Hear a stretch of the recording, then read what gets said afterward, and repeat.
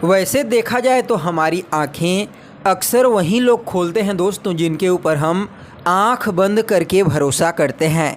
नमस्कार दोस्तों, मैं ज्योतिष आचार्य वासुदेव मिश्रा आपका अपने चैनल सत्य की खोज में हार्दिक अभिनंदन करता हूं। दोस्तों, आज का यह ज्योतिष का कार्यक्रम आप लोगों के लिए, हाँ जी, तुला राशि वालों के लिए बेहद ही ज़्यादा खास और विशेष रहने वाला है। आज हम जानेंगे ग्रहों के सम्राट सूर्य देव के नीच राशि में गोचर प्रभाव के बारे में। जी हाँ दोस्तों, ग्रहों के राजा सूर्य महाराज अपनी वर्तमान कन्या राशि को छोड़ करके अपनी नीच राशि यानी कि आपकी राशि तुला राशि में प्रवेश कर चुके हैं। तो ऐसे में दोस्तों जानने का प्रयास करेंगे सूर्य महाराज आपकी राशि तुला राशि में गोचर करते हुए आपको किस प्रकार परिणाम प्रदान करेंगे। अपने इस गोचर काल के दौरान गोचर कुंडली में आपकी राशि में गोचर करेंगे, कहाँ पर उनकी दृष्टि पड़ेगी और किस किस भाव का फल आपको देंगे आने वाले 30 दिनों तक, और सूर्य देव के इस गोचर काल को बेहतर बनाने के लिए आपको कौन सा उपाय करना चाहिए, हर एक जानकारी बड़े विस्तार के साथ आज के इस वीडियो में आपको बताएंगे। इसलिए दोस्तों, अगर आप भी एक तुला राशि के जातक हैं तो वीडियो को बिना मिस किए अंत तक देखिए। तो चलिए फिर करते हैं शुरुआत। दोस्तों, यह जो ज्योतिष का कार्यक्रम है यह आपकी जन्म की राशि यानी कि चंद्र राशि पर आधारित है। अगर आपको अपनी जन्म की राशि मालूम नहीं है तो आप इसे अपनी प्रचलित नाम राशि के आधार पर समझ सकते हैं, और अगर आप अपनी जन्म कुंडली पर हमसे परामर्श लेना चाहते हैं तो वीडियो के डिस्क्रिप्शन बॉक्स में और वीडियो के अंदर आपको नंबर मिल जाएगा, जहां से आप संपर्क करके अपनी जन्म कुंडली का पूरे विस्तार के साथ विश्लेषण करवा सकते हैं। तो दोस्तों देखिए, जो सूर्य देव होते हैं ना, वह हमारे लिए बहुत ही महत्वपूर्ण ग्रह होते हैं। इस सृष्टि में सूर्य देव ऊर्जा के कारक होते हैं, इसलिए ज्योतिष शास्त्र में भी सूर्य देव को बहुत ही महत्वपूर्ण स्थान दिया गया है। ज्योतिष शास्त्र के मुताबिक सूर्य महाराज न सिर्फ ऊर्जा के कारक होते हैं बल्कि यह हमारे जीवन में हमारी प्रसिद्धि, मान सम्मान, पद प्रतिष्ठा, सफलता और आरोग्यता के कारक भी होते हैं। इसके अलावा शारीरिक संरचना में सूर्य महाराज का कंट्रोल हमारे हड्डियों के ऊपर देखने को मिलता है। इसलिए दोस्तों, जिन लोगों की कुंडली में सूर्य देव बलवान अवस्था में होते हैं उनकी हड्डियां काफ़ी मजबूत होती है। इसके विपरीत जिनकी कुंडली में सूर्य देव कमज़ोर होते हैं उनकी हड्डियां भी कमज़ोर होती है। इसके अलावा सूर्य देव के बिना आप अपने जीवन में न तो सफलता प्राप्त कर सकते हैं और न ही प्रसिद्धि प्राप्त कर सकते हैं। इसके अलावा एक श्रेष्ठ हष्ट पुष्ट और आरोग्य शरीर के लिए भी सूर्य देव का बलवान होना बेहद ही आवश्यक माना जाता है। इसलिए दोस्तों, हर किसी की कुंडली में सूर्य का बलवान होना जरूरी होता है। तो देखिए, सूर्य देव जब भी अपनी उच्च राशि यानी कि मेष राशि में गोचर करते हैं तो अपना श्रेष्ठ और सर्वोत्तम फल प्रदान करते हैं, लेकिन जब सूर्य महाराज अपनी नीच राशि यानी कि आपकी राशि तुला राशि में गोचर करते हैं तो इस समयावधि में सूर्य महाराज न चाहते हुए भी कुछ नकारात्मक फल प्रदान करने के लिए बाध्य होते हैं। तो ऐसे में दोस्तों, सूर्य देव अपनी वर्तमान कन्या राशि को छोड़ करके 18 अक्टूबर की रात ठीक 1:30 पर आपकी राशि यानी कि तुला राशि में प्रवेश कर चुके हैं, जहां पर वह नीच के हो जाते हैं। इसलिए दोस्तों, सूर्य देव के इस गोचर काल का विश्लेषण करके आप लोगों के लिए 3 महत्वपूर्ण भविष्यवाणी तैयार की गई है, जिनमें पहली जो भविष्यवाणी रहेगी वह आपके पहले भाव से संबंधित है यानी कि लग्न भाव से संबंधित, क्योंकि सूर्य महाराज इस गोचर काल के दौरान गोचर कुंडली में आपके पहले ही भाव यानी कि लग्न भाव में गोचर करेंगे। तो कैसा रहेगा?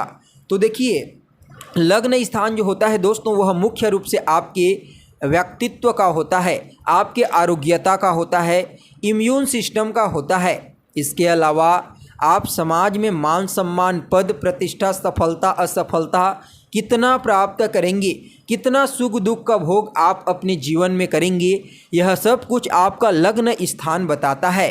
और काल पुरुष की कुंडली में सूर्य महाराज पहले भाव में उच्च के होते हैं।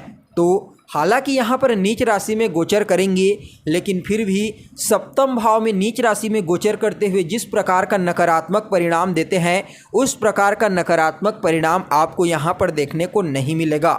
लेकिन फिर भी केतु और मंगल का अंगारक योग बना हुआ है, जिसका परिणाम भी सूर्य के ऊपर पड़ेगा, जिसकी वजह से सूर्य देव न चाहते हुए भी इस समय कई प्रकार के प्रॉब्लम आपके जीवन में क्रिएट करेंगे। जैसे कि दोस्तों जो लग्न स्थान है वह आपकी प्रसिद्धि का होता है, तो ऐसे में समाज में मान सम्मान, प्रसिद्धि और पद प्रतिष्ठा प्राप्त करने में इस समय आपको काफ़ी ज़्यादा संघर्ष करना पड़ेगा, मेहनत करना पड़ेगा, एफर्ट करना पड़ेगा, तब जा कर के कुछ न कुछ प्रसिद्धि आपको मिलेगी। लेकिन जिस प्रकार से उच्च के सूर्य प्रसिद्धि देते हैं, बिल्कुल उसके विपरीत 0% इस समय प्रसिद्धि मिलने की संभावना नज़र आ रही है।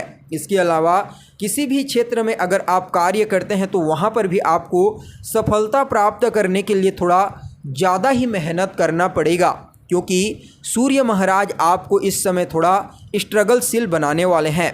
इसके अलावा दोस्तों आपके अंदर धैर्य की कमी देखने को मिलेगी, क्रोध और अहंकार की उग्रता रहेगी, जिसकी वजह से कई प्रकार के संबंध आपके खराब हो सकते हैं। इसलिए इस समय आपको लोगों के साथ बातचीत करते समय, चाहे वह परिवार के लोग हों या फिर अन्य कोई लोग समाज में, कार्यस्थल में, जहां भी आप जाते हैं वहां पर अगर आप लोगों से बातचीत करते हैं तो आपको अपनी वाणी पर और अपने अहंकार पर नियंत्रण रखने की सलाह दी जाती है, अन्यथा वह आपके संबंधों में कमजोरी का कारण बन सकता है। क्योंकि यहाँ पर सूर्य न सिर्फ नीच के हो रहे हैं, बल्कि केतु और मंगल का अंगारक योग का प्रभाव भी आपके व्यक्तित्व के ऊपर देखने को मिलेगा, जिसका पूरा प्रभाव आपको इस समय आपके रिश्तों में देखने को मिलेगा। इसलिए दोस्तों थोड़ा सा आपको अपने आप पर नियंत्रण रखने की सलाह दी जाती है। इसके अलावा आपके स्वास्थ्य में भी कुछ न कुछ प्रॉब्लम होने की प्रबल संभावना नज़र आ रही है। खास करके हड्डियों से संबंधित प्रॉब्लम हो सकती है, डाइजेशन से संबंधित प्रॉब्लम हो सकती है, स्टमक से संबंधित प्रॉब्लम हो सकती है। अपने खान पान का ध्यान रखिए। इसके अलावा केतु भी यहाँ पर है तो कुछ भ्रामक स्थितियाँ उत्पन्न कर सकते हैं, इसका भी विशेष रूप से ध्यान दीजिए। देखिए, मैं आपको डरा नहीं रहा हूँ, यह गोचर के आधार पर इस प्रकार के परिणाम देने के लिए यह ग्रह बाध्य है। अगर आपकी जन्म कुंडली में सूर्य, मंगल और केतु की स्थिति अच्छी हुई, वर्तमान समय में किसी अच्छे ग्रह की दशा महादशा चल रही होगी, तो उस कंडीशन में आपको जो भी परिणाम आपको भी बताया जा रहा है उसमें काफ़ी हद तक कमी देखने को मिलेगी।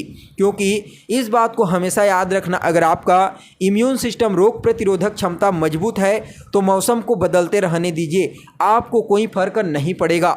लेकिन अगर आपका इम्यून सिस्टम यानी कि रोग प्रतिरोधक क्षमता कमज़ोर है तो मौसम बदलते ही आप भी रोग से युक्त हो जाएंगे। ठीक इसी प्रकार से कुंडली होती है दोस्तों, समझदार को ज़्यादा समझाने की ज़रूरत नहीं होती, आप समझ गए होंगे मैं कहना क्या चाहता हूँ। तो देखिए, सूर्यदेव अपनी नीच राशि में गोचर करते हुए इस समय आपके अंदर धैर्य की कमी करेंगे। कोई भी फैसला लेते समय जल्दबाजी ना करें, अन्यथा वह आपके लिए नुकसानदायक साबित हो सकता है। तो वहीं किसी से भी, अगर चाहे वह आपसे छोटा ही क्यों ना हो, बातचीत करते समय आपको अपनी वाणी पर और अपने अहंकार पर विशेष रूप से नियंत्रण रखने की सलाह दी जाती है। क्योंकि दोस्तों इस समय आपके व्यक्तित्व पर ही अंगारक योग और ग्रहण योग का प्रभाव देखने को मिलेगा। तो वहीं दोस्तों आपके लिए जो दूसरी भविष्यवाणी है वह आपके सप्तम भाव से संबंधित है, क्योंकि सूर्य महाराज इस गोचर काल के दौरान अपनी सप्तम दृष्टि से आपके सप्तम भाव को दृष्टिगोचर करेंगे।